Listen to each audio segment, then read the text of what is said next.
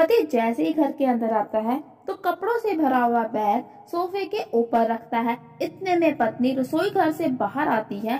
अभी पति ने जूते भी नहीं उतारे थे कि उससे पूछने लगती है कि ये बैग किसका है। तो पति कहता है ये बैग माँ का है और अब माँ हमारे साथ यहीं इसी घर में रहेगी।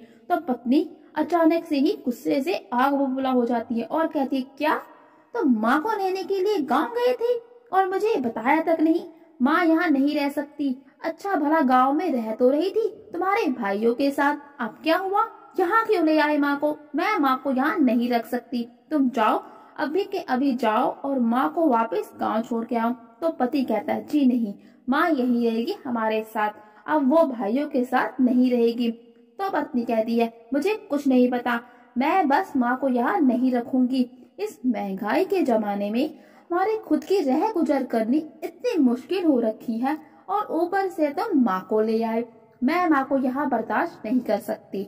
जाओ और जाके माँ को छोड़कर आओ, नहीं तो मैं इस घर में रहूंगी या फिर तुम्हारी माँ।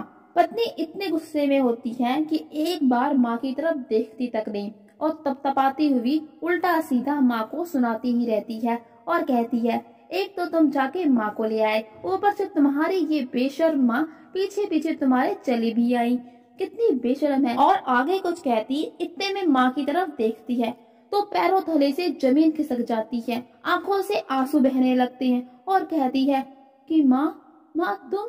तो इतने में माँ कहती है हाँ बेटी, मैं, तुम्हारे भैया भाभी ने मुझे घर से निकाल दिया, मेरे पास तुम्हारा नंबर भी नहीं था, जैसे तैसे करके दामाद जी को फोन किया तो दामाद जी कल रात को ही मुझे लेने आ गए।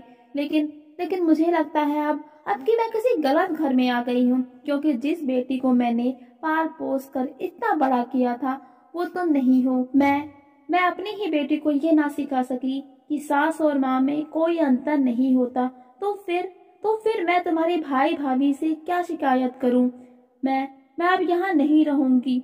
तो बेटी फूट फूट कर रोने लगती है और माँ से माफी मांगती है, पैरों में गिर जाती है और फिर अपने पति से कहती है कि वो माँ को यहाँ रहने के लिए मना ले और उससे भी बहुत माफी मांगती है।